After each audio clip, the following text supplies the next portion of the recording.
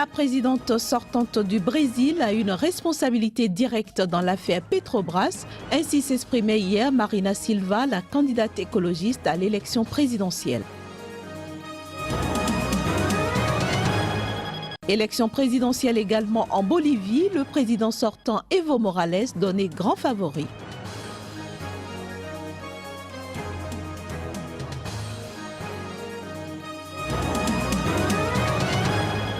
Et puis Netflix, le géant américain de la vidéo bientôt en Europe, première destination, la France avec des contenus spécifiques en prévision.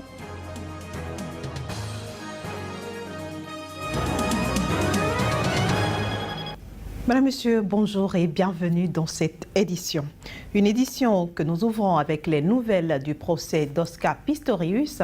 La juge sud-africaine a rendu son verdict. Le champion paralympique est coupable d'homicide involontaire. Plus de précisions dans ce reportage. Du nouveau dans l'affaire Oscar Pistorius, le paralympique sud-africain coupable d'homicide involontaire pour la mort de sa petite amie, abattue de 4 balles chez lui en 2013. La juge l'accusant de négligence.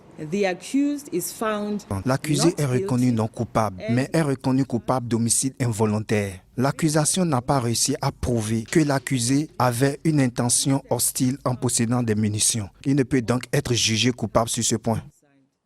Voilà ce qu'on peut retenir de la décision de la juge Thokozile Mazipa, décision rendue ce matin.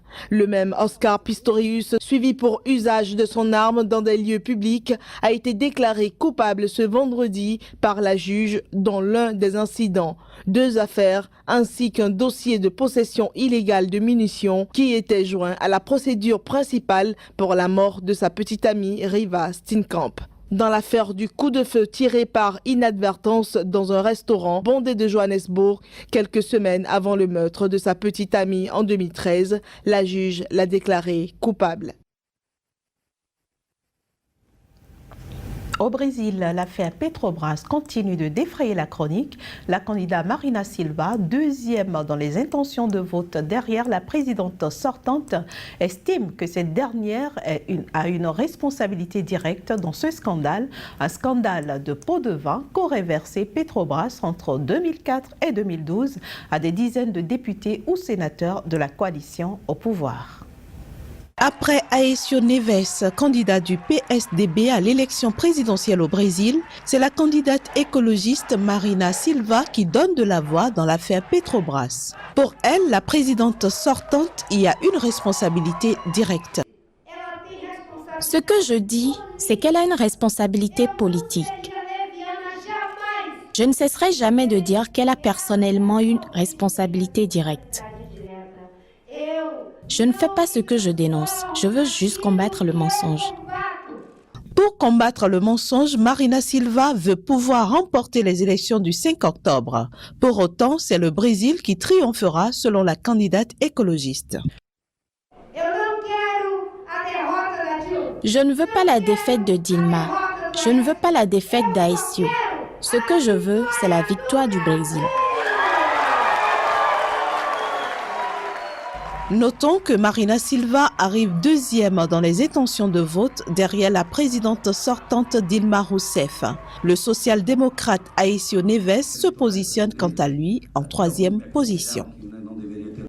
Les Boliviens sont appelés aux urnes le 12 octobre prochain pour choisir celui qui tiendra les commandes à la tête de la magistrature suprême. En lice pour cette élection présidentielle, 4 candidats dont le président sortant Evo Morales donné grand favori du scrutin. Les atouts et les chances de réussite du président candidat à travers cet élément. À un mois des élections générales en Bolivie, Evo Morales, premier président indigène du pays, élu pour la toute première fois en 2005 et candidat à sa propre succession, est toujours en tête des intentions de vote. Si l'on s'en tient au sondage de ces dernières semaines, Morales est crédité d'entre 41 et 59% des voix dès le premier tour. Ce serait alors son 3e mandat à la tête de l'un des pays les plus pauvres d'Amérique du Sud. Les différentes enquêtes lui donnent également un avantage d'au moins 25 points sur celui qui devrait être son principal rival, l'homme d'affaires du centre droit Samuel Doria Medina. De quoi envisager une victoire écrasante et même espérer conserver les 2/3 du Parlement. En avril dernier, la Cour constitutionnelle de Bolivie a autorisé le président Evo Morales à se représenter en 2014, estimant qu'il s'agissait là de la toute première réélection d'Evo Morales en vertu d'une nouvelle constitution approuvée en 2009. Une décision à laquelle sont opposés ses adversaires. Doria Medina a appelé l'opposition à se rassembler autour d'un seul et même candidat, seule façon selon lui pour détrôner Evo Morales, dont la cote de popularité semble plus que jamais au meilleur de sa forme.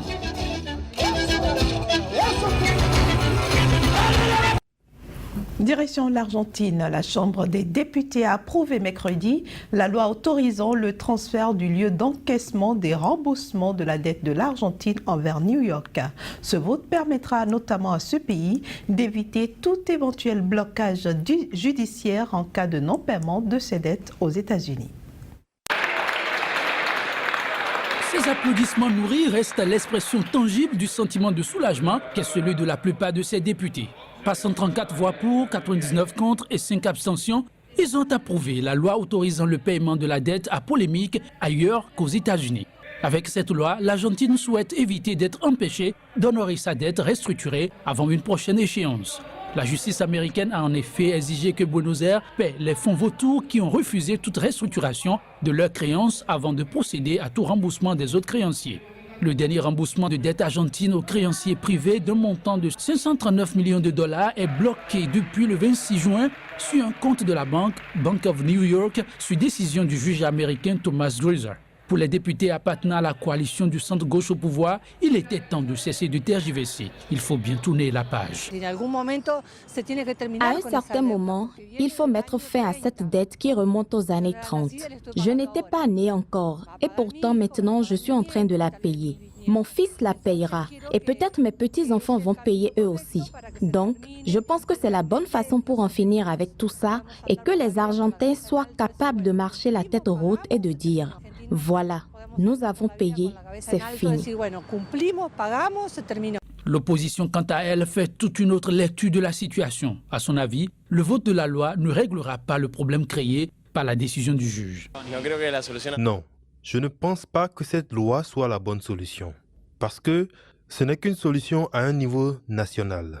Peu importe le vote des parlementaires, si les détenteurs d'obligations décident de ne pas changer de juridiction, ceci n'aura pas de résultat. Le 30 juillet passé, l'Argentine a été déclarée en défaut de paiement partiel par les agences de notation. Mais elle refute cette qualification, mettant en avant sa volonté d'honorer ses dettes et sa solvabilité. Quelques informations en bref à présent. Le président français est arrivé ce vendredi à Bagdad où il entend témoigner du soutien de la France au nouveau gouvernement irakien. François Hollande a également précisé sa stratégie contre les djihadistes de l'État islamique. C'était au cours d'un entretien avec son homologue irakien. Il faut préciser que l'avion présidentiel français transportait 15 tonnes d'aide humanitaire devant être livré à Erbil dans le nord de l'Irak. François Hollande était accompagné du chef de la diplomatie française et du ministre de la Défense. Une autre information en bref, l'Union européenne s'est résolue à mettre en œuvre des sanctions économiques renforcées contre la Russie. Au même moment, elle se dit prête à les suspendre, voire les abroger d'ici fin septembre pour ménager les sensibilités en son sein et ne pas compromettre un apaisement de la crise entre la Russie et l'Ukraine. Ces sanctions interviennent notamment alors que le cessez-le-feu scellé entre Kiev et les rebelles était globalement respecté. L'Union européenne sera suivie quelques heures plus tard par le président américain Barack Obama qui a décidé de la mise en place ce vendredi même de nouvelles sanctions économiques contre la Russie. Pour sa part, Moscou a critiqué ces nouvelles sanctions de Washington, soulignant que celles-ci étaient sans lien avec la réalité. Et puis, les efforts pour mettre fin au conflit qui ravage le Soudan ont abouti à une avancée majeure avec la signature la semaine dernière d'un accord avec les rebelles. Après s'être entretenu avec le président soudanais Omar el-Béchir, le médiateur de la crise Thabo Mbeki, le président sud-africain, a déclaré que l'accord signé entre l'Union africaine et le Front révolutionnaire soudanais constituait un grand pas au sujet du dialogue national. Cet accord ouvre également, selon lui, la voie à un grand succès des pourparlers. Un autre élément dans cette édition, Maïdougouri, carrefour commercial du nord-est du Nigeria, est menacé par une attaque imminente de Boko Haram. Les insurgés islamistes ont en effet encerclé cette ville, selon un groupe de notables de cette région, composé notamment d'anciens responsables politiques et militaires et des dirigeants locaux. Les insurgés islamistes de Boko Haram ont encerclé la ville de Maïdougouri, capitale de l'état de Borno, et préparent une attaque imminente contre ce carrefour commercial du nord-est du Nigeria, a prévenu ce jeudi dans un communiqué un groupe de notables influents de cette région. Ces derniers estiment que le gouvernement doit agir rapidement, les insurgés ayant déjà pris le contrôle des villes proches à l'est et au sud de Maïdougouri, ville dans laquelle plus de la moitié des 4,1 millions d'habitants de l'état de Borno se trouvent actuellement. L'état d'urgence a été déjà instauré dans l'état de Borno, ainsi que dans les états voisins d'Adamawa et de Yobe en mai 2013, dans le but de mettre fin à l'insurrection islamiste de Boko Haram qui a fait plusieurs milliers de morts en 5 ans. Mais malgré ces mesures, l'armée nigériane s'est montrée impuissante à stopper l'avancée du groupe extrémiste, dont les attaques se sont encore intensifiées ces derniers mois. Boko Haram s'est récemment emparé de la ville de Bama, à 70 km de Maïdougouri, mais l'armée dit avoir repris le contrôle depuis. Dans une déclaration vidéo diffusée le 24 août dernier, le chef de Boko Haram, Aboubakar Sheko, avait affirmé que les islamistes s'étaient emparés de Goza, également dans l'état de Borno, qu'il a déclaré avoir placé sous le règne d'un califat islamique. Un tout autre élément dans cette édition, Netflix, le géant américain de la vidéo à la demande sur Internet, prépare son arrivée en France et dans d'autres pays européens. Pour Netflix, il s'agit de poursuivre sa croissance spectaculaire. Pour mieux satisfaire ses nouveaux abonnés, des contenus spécifiques à la France devraient rapidement faire leur apparition au catalogue. I will well and faithfully discharge the duties of the office on which I am about to enter. So help me God. So help me God. Kevin Spacey avec ses 2 Oscars dans le rôle principal et David Fincher comme producteur. Avec House of Cards, Netflix a fait une entrée très remarquée en tant que créateur de ses propres séries et attiré de nombreux abonnés. Depuis, le géant de la vidéo à la demande a encore innové avec Orange is the New Black, là aussi encensé par la critique.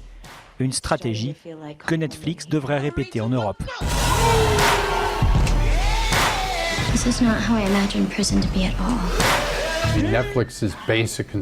Le but principal de Netflix, c'est d'avoir le plus d'abonnés possible qui veulent payer $10 par mois. Ils sont arrivés à la conclusion que le meilleur moyen d'atteindre ce but, c'était d'avoir du contenu original que les gens ne peuvent pas trouver ailleurs. C'est une stratégie qui n'est pas vraiment différente de celle de Canal+, par exemple. Mais l'arrivée en France du géant américain inquiète du côté des producteurs. Ils craignent l'apparition d'un diffuseur qui ne sera pas contraint aux règles et quotas imposés par l'État français, car son siège social en Europe est installé au Luxembourg. Pour rassurer, Netflix a d'ores et déjà annoncé des investissements pour la production en France de nouvelles séries. Si j'ai bien compris, ils ont déjà annoncé qu'ils allaient faire des productions françaises et quand ils iront en Allemagne, ils auront des productions allemandes. Je ne pense pas que l'industrie française du cinéma doive s'inquiéter. Ils doivent voir Netflix comme une nouvelle source de capital et une nouvelle source de financement pour leur production. Une nouvelle source d'argent pour les producteurs français et des revenus supplémentaires pour Netflix. L'expansion en Europe devrait permettre de rentabiliser encore plus son catalogue existant. Des rentrées d'argent qui pourraient ensuite être réinvesties dans la création de contenus originaux des 2 côtés de l'Atlantique.